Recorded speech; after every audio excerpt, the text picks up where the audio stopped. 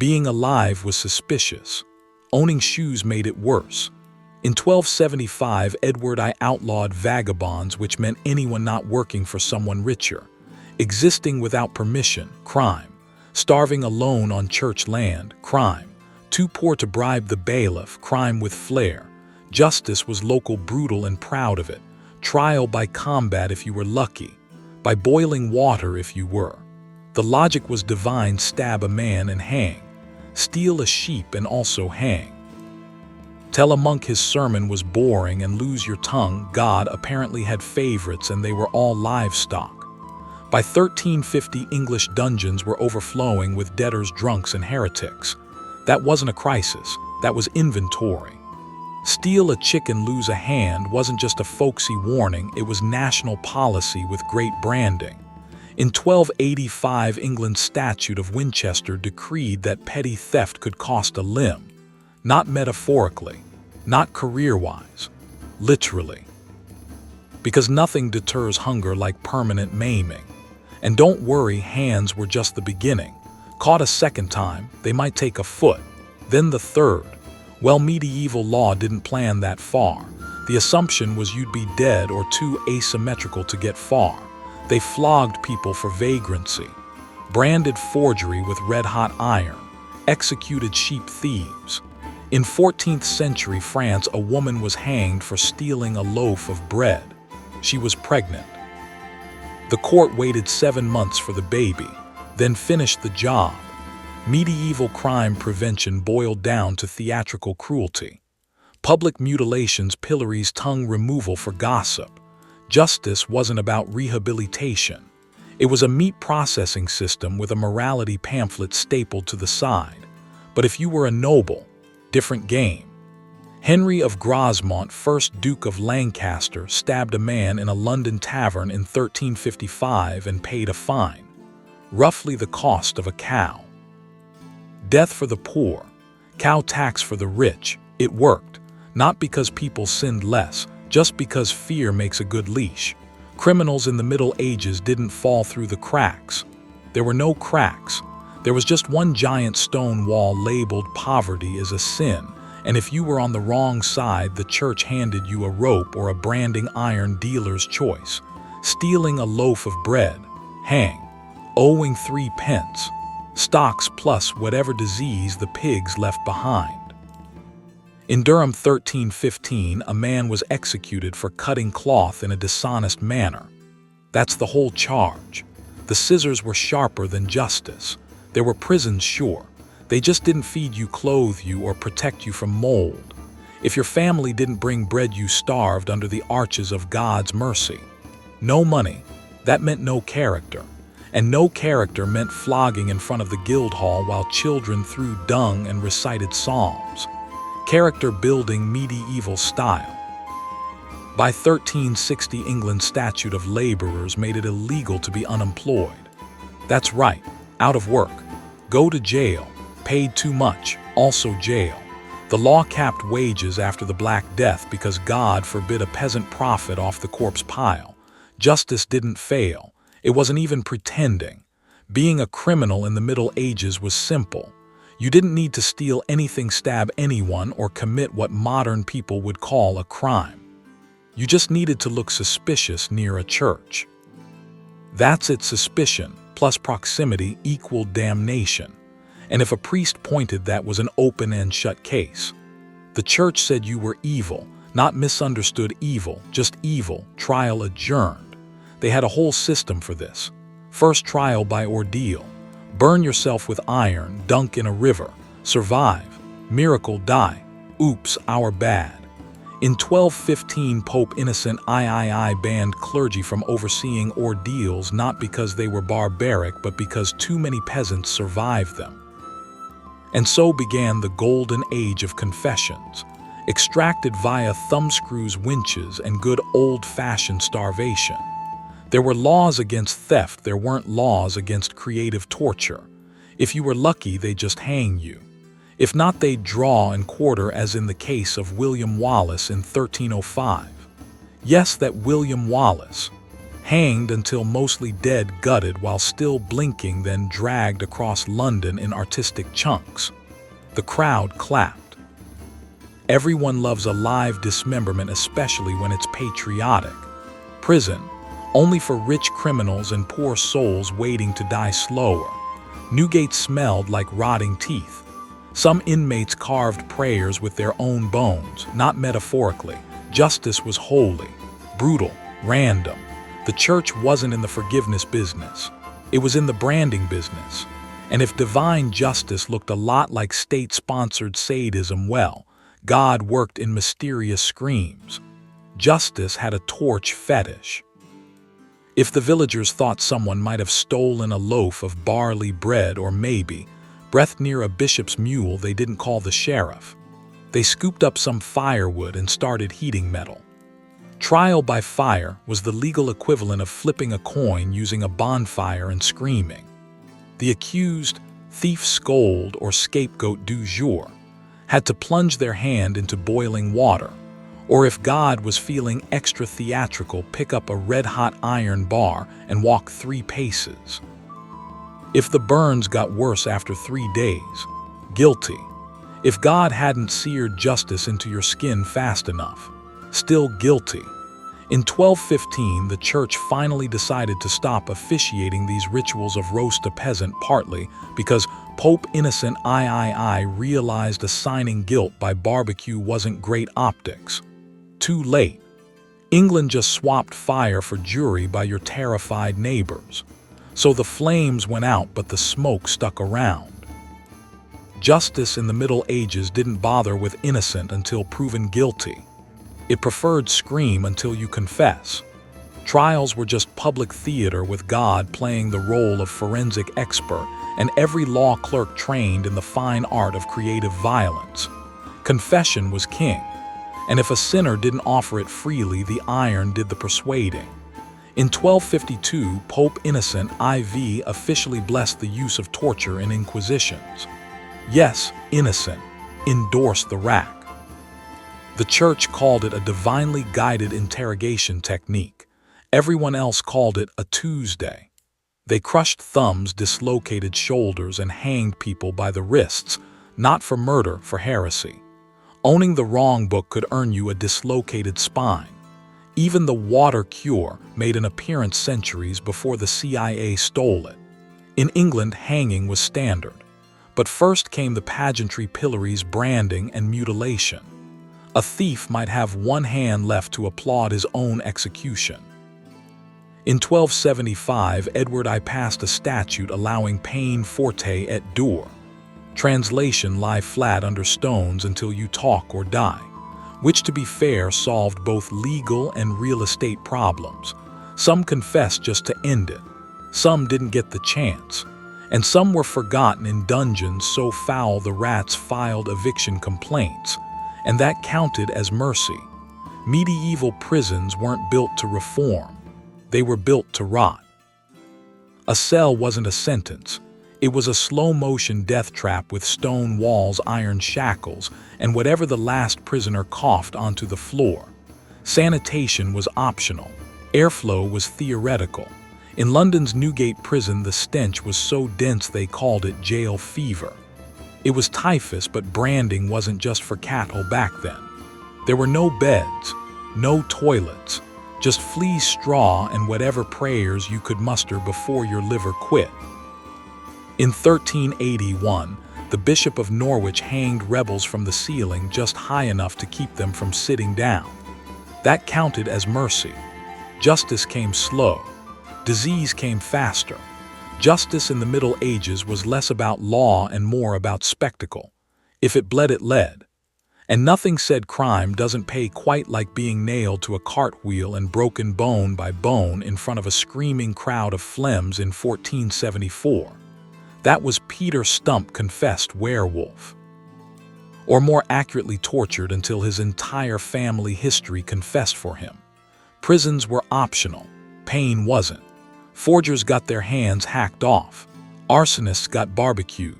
And if you were French and unlucky in 1386, your court-appointed punishment might involve a pig being dressed in a waistcoat and hanged for manslaughter. Trial by ordeal. That was the prequel. Hot irons, boiling oil, and a prayer that God was in the mood to do evidence-based miracles. Spoiler, he rarely showed. Thieves were hanged. Heretics were burned. Poachers were flayed, fined, or fed to dogs depending on whose deer you touched. Public executions became Wednesday entertainment, children screaming, clergy blessing, entrails steaming in the morning frost. And all of it was called justice, because the stocks were too kind and heaven was way too far away. Bread, that was a luxury crime. Steal a loaf, lose a hand, or worse depending on your accent and who caught you. English law in the 13th century said theft over 12 pence earned you a date with the gallows. That's half a chicken or a sack of medieval regret. But bread was sacred, because without it a man dies and with it a man might hang. In Falaise, 1293 bakers were fined for selling underweight loaves. In London they were thrown in the pillory and had the misshaped bread nailed to their heads. That was called a size enforcement. The bread didn't even have yeast. The law had more rise than the loaf. And God helped the starving who dared pinch a crust.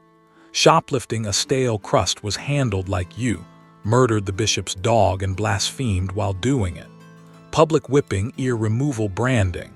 Or if the judge skipped breakfast, hanging by the neck until your corpse resembled the thing you stole, small, dry, and full of holes. Some crimes give you infamy. Some give you scars. And some get you lynched for a pottage ingredient. Poaching a deer in 14th century England wasn't just stealing dinner. It was stealing from God's real estate portfolio, also known as the King's Forest. The punishment: hang by the neck until the birds stopped noticing. In 1285, Edward I passed the Forest Charter confirming that any man who is taken hunting unlawfully shall lose his eyes. Not his bow, not a finger, his eyes, because apparently seeing venison was the true crime. Feeding your starving family wasn't called desperation, it was called trespass. Poor men were dragged before forest courts while nobles chased stags drunk on mead and immunity. Meanwhile, a man in Wiltshire was hanged in 1312 for catching a rabbit. One rabbit. Whole trial took 9 minutes. Most of the criminals couldn't read the laws they broke. Clergy wrote them in Latin. Lords enforced them in steel. A peasant picking firewood could be shackled beside a murderer. Justice didn't scale, it rolled downhill and crushed whatever twitched. And if the rope ran short, they'd brand your face with a hot iron shaped like the letter T for thief. So the next lord could judge you by your skin before you even stole your next loaf. Mercy was reserved for literacy and landowners. Everyone else, birds got fed. Justice in the Middle Ages came with a price tag and a family crest. If a peasant stole a loaf of bread, say in 1283 York, he'd hang by the neck until he stopped being a problem. If a baron raped the miller's daughter, he'd pay her father 5 shillings and be home by vespers. Nobility didn't just own land, they owned loopholes. There was a thing called benefit of clergy. If you could read Psalm 51, congratulations, you were too holy to punish. Of course, noble sons had tutors. Peasants had sheep. In 1231, King Henry III pardoned Peter of Wakefield for murder. Why? He had armor, a title, and the right friends. Not a jury of peers, just actual peers. By the time peasants raised a hue and cry, their lord was already drunk on wine and impunity. Crime did pay, but only if your hands were clean and your boots were silver. It wasn't justice. It was halftime. A public execution in medieval Europe was less about law and more about logistics, how to fit an entire village's worth of repressed rage and bad hygiene into one screaming afternoon. Crowds gathered like it was market day, only instead of cabbage, they brought children and trauma. In 1219, London held a hanging for 4 coin clippers, economic treason executed in sequence to stretch the joy. They sold ale, They sang hymns, they picnicked between dismemberments. Criminals weren't individuals, they were entertainment with a pulse. Thieves got hanged, heretics got baked, and traitors, oh traitors earned the triple special hanged, drawn, and quartered like a roast someone hates. The irony, cheering peasants died of hunger. The criminal got meat. Crime didn't pay. It just made you public scenery. For petty theft, blasphemy, or the crime of existing while annoying, you'd be bolted into the stocks. Those charming wooden yokes parked beside the town latrines where the smell hit you harder than the sentence. In 1306, a London baker was pilloried for shortchanging his customers, forced to wear his fraudulent bread around his neck, stale and symbolic like gluten-based shame. Others got rotting vegetables, or bricks, or urine. Sundays were worst. Families treated it like theater. Come for Christ, stay for the screams. No bathroom breaks, no shade, just days nailed into place while children threw dung and theology at your head. Mercy expired by noon. Crime didn't pay, but it did hemorrhage peasants into the gallows like livestock into a meat chute. If you stole a loaf, you swung. If you killed a pig, the village watched yours squeal for theology. By Edward I's reign, theft over 12 pence was a capital crime. 12 pence. About 3 weeks of sweating into hay for stale bread and social contempt. Medieval justice was just that, a slow-motion meat grinder built for the lower classes and sharpened by clergy. Poverty wasn't a hardship. It was an indictment. Nobles could murder and call it a duel. A peasant caught poaching a deer earned the privilege of hanging beside it, as decoration. In 1285, Richard Lamouner was executed for cutting down a tree on royal land. The king's oaks had more legal protection than his subjects. There were no prisons, just holding pens where people slowly rotted in their own weeping sores until the judge remembered they existed, or didn't. Fun fact: in York Castle's jail in 1332, 14 people died before trial. One was chained to a wall for 6 weeks because the clerk lost the key. Justice was God's will, which meant guessing. Trial by ordeal was still a staff pick. Plunge your hand into boiling water. If it doesn't blister, we'll believe you. If it does blister, congratulations. You have 3 days to die of infection and be declared guilty anyway. In the end, every crime was the same crime: being born poor under the wrong sky. The Middle Ages didn't punish criminals, they punished inconvenience. Criminals didn't get old, they just got caught slower. There were no retirement plans in medieval crime unless dying of exposure in a pit counts as a pension package. Theft wasn't a career, it was a countdown. Once your luck ran out, so did your hands, your earlobes, or your right to stay indoors during winter. In 1275, England made vagrancy illegal. That meant if you stole food to not die, the law showed up to deliver accelerated death instead. Hanging was the humane option. Branding, mutilation, and public flogging were for repeat customers. London's Newgate prison was so full of petty thieves it ran out of cells and occasionally out of air. Justice didn't bother with nuance. Steal a chicken. Hang, forge a coin. Hang. Look at the bishop's mule the wrong way. Hope you like boiling lead. Occasionally they'd get creative. In Flanders, some towns nailed thieves by the ear to public posts. If you tore yourself free, they let you go because anyone willing to rip part of their face off probably wasn't planning a reoffense. That counted as mercy. And still people stole, not because they wanted gold, but because starvation is a louder motivator than God. Steal a chicken, lose a hand. Steal another, lose your life. Steal a third. Congratulations, you're legally vermin.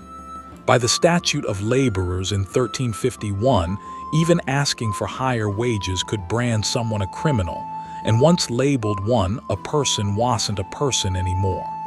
They were a body with taxable sins and no rights. Flesh with a price tag.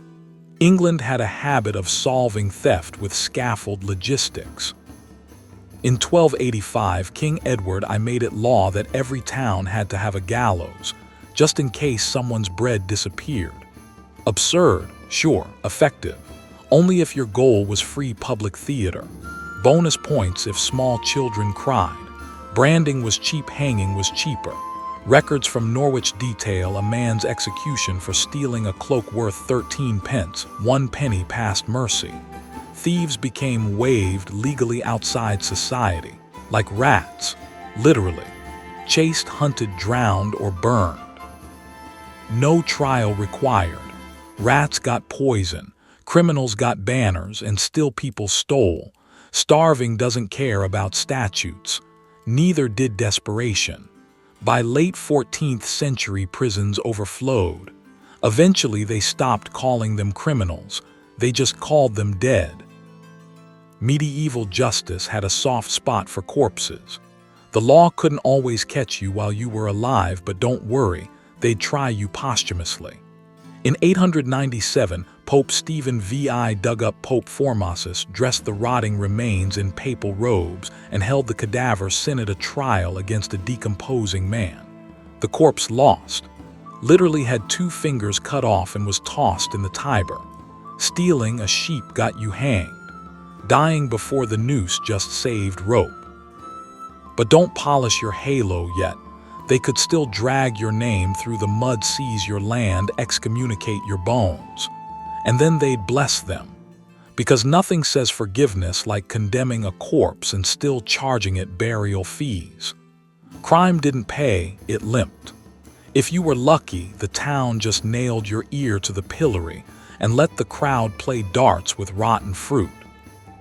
If you were unlucky, the punishment involved fire irons or a branding iron shaped like a T for thief, seared into your forehead like a cursed birthmark. The rationale: public shame was cheaper than a prison and twice as decorative.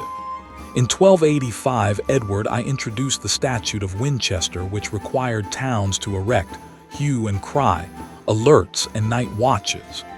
Translation: your entire village was legally obligated to chase the local chicken thief with torches. And when they caught him, branding, mutilation, or sometimes just removal via hanging. No trial, just vibes. Repeat offenders got creative branding patterns, chevron scars of societal failure. Third-time thieves lost a hand. Fourth-time thieves didn't have a next hand. It wasn't rehabilitation, it was subtraction. Prison was worse. England's Newgate Jail in the 14th century was a hole of filth, disease, and staggering rent fees. Yes, even inmates paid to rot. No money. Then no light, no food, no shackles that fit, just typhus rats and someone else's blood still warm on the floor. But hey, mercy existed. In 1352, Parliament declared petty criminals could be pardoned if they volunteered for foreign wars. So you could swap a branding iron for a French sword to the chest. That counted as progress. Branded for life. Unless life ends first, which statistically it usually did. Nobody knows what law you broke. Not the priest, not the jailer, not even the rat chewing through your ankle linen. But someone heard your name during a bad harvest or a stillbirth, and now it's treason, theft, or sorcery, depending on whether the magistrate skipped breakfast. There wasn't a penal code, there was a vibe. The Assize of Clarendon in 1166 said sheriffs should round up the ill-reputed. That was the whole instruction. So they did. Drunk, suspicious. Lost an eye in the fields, probably the devil's work. Pregnant without explanation. Actually pick a charge, they all end with stone her. Justice came by rumor and was enforced by spectacle. There weren't trials, there were exhibitions of pain. You might get dunked in a pond to see if you float, or burned on the shoulder to see if it heals. Trial by boiling water was banned in 1215, quickly replaced by trial by "we hope you confess before your hands fall off." Prisons weren't punishment, they were just damp storage. No food, no light, no soap. In York Castle's jail records from 1293, one woman rotted in custody for murdering a man who'd already been hanged. So that cleared nothing up. By the time your body was swinging from the Tyburn tree or crumpled in a ditch, people had forgotten your name. But they remembered the weather that week. Cold, wet, appropriate. Justice in the Middle Ages came with options. You could be hanged, burned, drowned, pressed, stoned, flayed, or, for the lucky ones, spared by the king. Which meant, of course, that you got your hand chopped off instead. That was mercy. A generous sentence, the legal equivalent of a medieval high five. In 1287, Edward I ordered a thief's right hand removed and nailed above the town gate of Berwick. Civic inspiration, they called it, public dacre with a side of agony. Mutilation was ideal because it didn't kill the body, just deleted pieces of it. A missing nose said thief. No eyes said blasphemer. No lips, probably gossip. Branding was for repeat offenders, permanent resumes smoked into your face. They called it clemency, and they meant it. Ask the man who couldn't. His tongue was the part that got pardoned. Theft wasn't just a sin, it was a scheduling conflict with the church. No one cared if you stole a chicken. They cared if you confessed about it on the wrong day. In 15th century England, you could buy your way out of divine punishment, literally, with a partial indulgence, except on Sundays when the price went up like salvation had holiday rates. Criminals were hanged, castrated, branded, or bored to death in public stocks depending on the weather and the crowd. In 1283, Dafydd ap Griffith was hanged, drawn, and quartered for treason. Then his entrails were burned in front of him. That qualified as enhanced repentance. Confession booths were full. So were the graveyards, and business was good. Did they die for 12 pence? Yes. And tragically, they were considered lucky to get a trial first. In medieval England, the law was a generous mistress. She only hanged you if your theft was worth more than a shilling. That's 12 pennies, 3 weeks' wages, half a decent chicken. No jury, no sob story, no plot twist, just a rope and the comforting sound of Bishop Bracton's legal philosophy whispering vi victis, woe to the loser. And that wasn't the hard part. Before they strung you up, they let God flirt with miracle justice, trial by ordeal. In 1215, they'd boil your hand in water and wait 3 days. If it blistered, you were guilty. It always blistered. Thieves didn't plan retirement. They planned for mud graves behind the gallows. If they were women, sometimes they were buried alive instead. The punishment for coin clipping enforced in Norwich in 1278. A dozen women smothered under soil for filing the wrong king's face. Petty theft fed families. So did execution crowds. Justice wasn't blind. Justice was bored, brutal, and very punctual.